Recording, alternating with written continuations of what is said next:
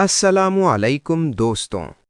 اللہ رب العزت نے کائنات کے ذرے ذرے کو ایک خاص مقصد کے تحت پیدا کیا ہے، اور ایک دن ایسا آنے والا ہے جب یہ نظام کائنات درہم برہم کر دیا جائے گا۔ اس دن کو ہم قیامت، یوم حساب اور یوم جزا کے نام سے جانتے ہیں۔ یہ وہ دن ہے جس کے بارے میں قرآن کریم میں اللہ تعالیٰ فرماتا ہے کہ جس دن زمین دوسری زمین سے بدل دی جائے گی اور آسمان بھی بدل دیے جائیں گے، اور سب اللہ کے سامنے نکل کھڑے ہوں گے جو اکیلا ہے اور سب پر غالب ہے۔ آج کی اس ویڈیو میں ہم قرآن و سنت اور مستند روایات کی روشنی میں قیامت کے ان ہولناک مناظر اور پل صراط کی اس کٹھن گھڑی کا تذکرہ کریں گے جس سے ہر انسان کو گزرنا ہے، چاہے وہ نیک ہو یا برا۔ قیامت کا آغاز حضرت اسرافیل علیہ السلام کے سور پھونکنے سے ہوگا۔ سور کی وہ پہلی آواز اتنی ہیبت ناک ہوگی کہ زمین لرز اٹھے گی، پہاڑ اپنی جگہ سے اکھڑ جائیں گے، سمندر ابل پڑیں گے اور آسمان پھٹ جائے گا، ہر جاندار فنا ہو جائے گا۔ پھر ایک طویل مدت کے بعد دوبارہ سور پھونکا جائے گا جسے باس بعد الموت کہا جاتا ہے۔ قیامت کے دن تمام انسان اپنی قبروں سے اس طرح باہر نکلیں گے جیسے ٹڈیوں کے بڑے بڑے جھنڈ ہر طرف پھیل جاتے ہیں، یعنی لوگ بہت زیادہ ہوں گے، ایک ساتھ نکلیں گے اور ہر طرف بے ترتیب پھیلے ہوں گے۔ ہر شخص برہنہ پا اور برہنہ بدن ہوگا، لیکن اس دن کی دہشت اتنی زیادہ ہوگی کہ کسی کی نظر دوسرے پر نہیں پڑے گی۔ مائیں اپنے بچوں کو بھول جائیں گی اور بھائی بھائی سے بھاگے گا۔ سورج سوا نیزے پر ہوگا، گرمی کی شدت سے لوگوں کے دماغ ابل رہے ہوں گے، اور ہر انسان اپنے گناہوں کے مطابق پسینے کے سمندر میں غرق ہوگا۔ کسی کا پسینہ ٹخنوں تک ہوگا، کسی کا گھٹنوں تک اور کسی کے منہ تک، یہاں تک کہ وہ پسینے میں لگام دیا جائے گا۔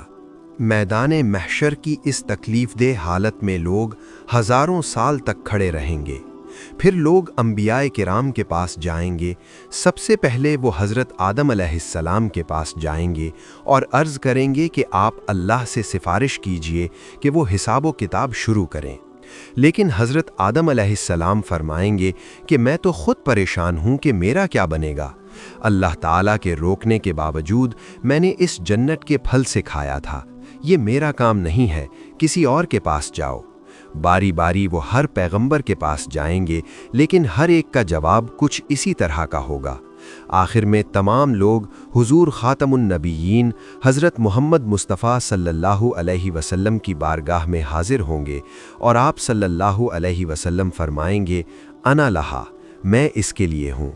یہاں پر ایک سوال پیدا ہوتا ہے کہ لوگ سب سے پہلے نبی صلی اللہ علیہ وسلم کے پاس ہی کیوں نہیں آئیں گے؟ علماء کرام فرماتے ہیں کہ اللہ تعالیٰ لوگوں کے ذہنوں سے ہی یہ چیز نکال دیں گے، کیونکہ اللہ تعالیٰ اپنے محبوب صلی اللہ علیہ وسلم کی عظمت کو دکھانا چاہیں گے۔ آپ صلی اللہ علیہ وسلم عرش الہی کے نیچے سجدہ ریز ہوں گے اور اللہ کی وہ حمد و ثنا بیان کریں گے جو پہلے کسی نے نہ کی ہوگی۔ تب اللہ تعالیٰ فرمائے گا، اے محمد اپنا سر اٹھائیں، مانگیں عطا کیا جائے گا، سفارش کریں قبول کی جائے گی۔ اس کے بعد حساب و کتاب کا عمل شروع ہوگا۔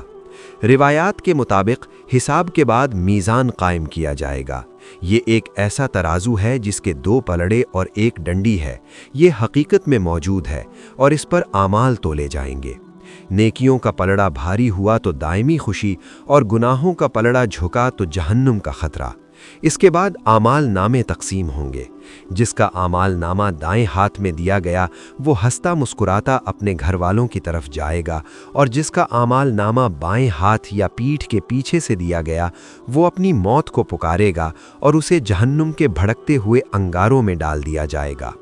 اسی دوران حوض کوثر کا مرحلہ آئے گا، جہاں مومنین نبی کریم صلی اللہ علیہ وسلم کے مبارک ہاتھوں سے وہ پانی پئیں گے جس کے بعد انہیں کبھی پیاس نہیں لگے گی۔ حساب کتاب کے بعد تمام انسانوں کو جہنم کے اوپر بچھائے گئے ایک راستے کی طرف لایا جائے گا جسے پل صراط کہتے ہیں۔ रिवायात के मुताबिक पुल सिरात बाल से ज़्यादा बारीक और तलवार से ज़्यादा तेज़ है। इसकी मसाफत 3000 साल के बराबर है। 1000 साल की चढ़ाई, 1000 साल की ढलान और 1000 साल का हमवार रास्ता। इस पुल पर घुप अंधेरा होगा और जहन्नम के शोले नीचे से लपक रहे होंगे। इस पुल पर लोहे के बड़े बड़े आंकड़े और कांटे होंगे जो हुक्म इलाही के मुताबिक लोगों को जख्मी करेंगे या नीचे गिराएंगे। ये कांटे दुनिया में किए गए गुनाहों और बदअमलियों की अलामत होंगे। इस पुल पर से गुजरना हर खास व आम के लिए लाजमी है। लोगों के पास सिर्फ वही रोशनी होगी जो उनके ईमान की होगी। कुछ का नूर पहाड़ जितना होगा और कुछ का इतना कम कि सिर्फ पाँव के अंगूठे जितना, जो कभी जलेगा और कभी बुझ जाएगा। पहला ग्रोह अंबिया, सिद्दीकीन और शुहदा बिजली की चमक की तरह पुल पार कर लेंगे। दूसरा ग्रोह हवा के झोंके की तरह गुजरेगा। तीसरा ग्रोह परिंदों की परवाज़ और तेज़ रफ्तार घोड़ों की तरह गुजरेगा। चौथा ग्रोह दौड़कर और चलकर पार करेगा। पांचवा ग्रोह वो गुनाहगार होंगे जो घिसट घिसट कर चलेंगे। उनका एक हाथ लटकेगा तो दूसरा पकड़ेगा। आग उनके जिस्म को झुलसाएगी, लेकिन ईमान की बरकत से आखिरकार वो पार उतर जाएंगे। नाकाम ग्रोह मुनाफिकीन और कुफ्फार जैसे ही कदम रखेंगे, अंधेरे और गुनाहों के बोझ की वजह से कटकर जहन्नम के गहरे गड्ढे में जा गिरेंगे। जब आखिरी मोमिन पुल सिरात पार कर लेगा तो वो पीछे मुड़कर देखेगा और कहेगा, तमाम तारीफ़ें उस अल्लाह के लिए हैं जिसने मुझे तुझसे निजात दी। अल्लाह ने मुझे वो अता किया जो अव्वलीन व आखिरीन में से किसी को नहीं दिया गया। मेरे मुअज़्ज़ज़ दोस्तों, ये वो सफ़र है जिसकी तैयारी हमें आज करनी है। दुनिया की आर्जी लज़्ज़तें हमें इस दायमी तकलीफ़ में मुब्तला न कर दें जहाँ से वापसी का कोई रास्ता नहीं। पुल सिरात पर हमारा रास्ता वही होगा जो आज दुनिया में सिरात मुस्तकीम पर हमारा चलना है। अगर आज हम अल्लाह के अहकामात और सुन्नत नबवी पर साबित कदम रहे तो इंशाअल्लाह उस दिन भी हमारा कदम नहीं लड़खड़ाएगा। अल्लाह पाक हमें खातिमा बिल खैर नसीब फरमाए और पुल सिरात से बखैर व आफियत गुजार कर जन्नतुल फिरदौस का मकीन बनाए। आमीन। दोस्तों, अगर आप चाहते हैं कि हम जन्नत व जहन्नम के अहवाल पर वीडियो बनाएं तो आप कमेंट में जन्नत व जहन्नम लिखें। इंशाअल्लाह हम ज़रूर इस पर वीडियो बनाएंगे।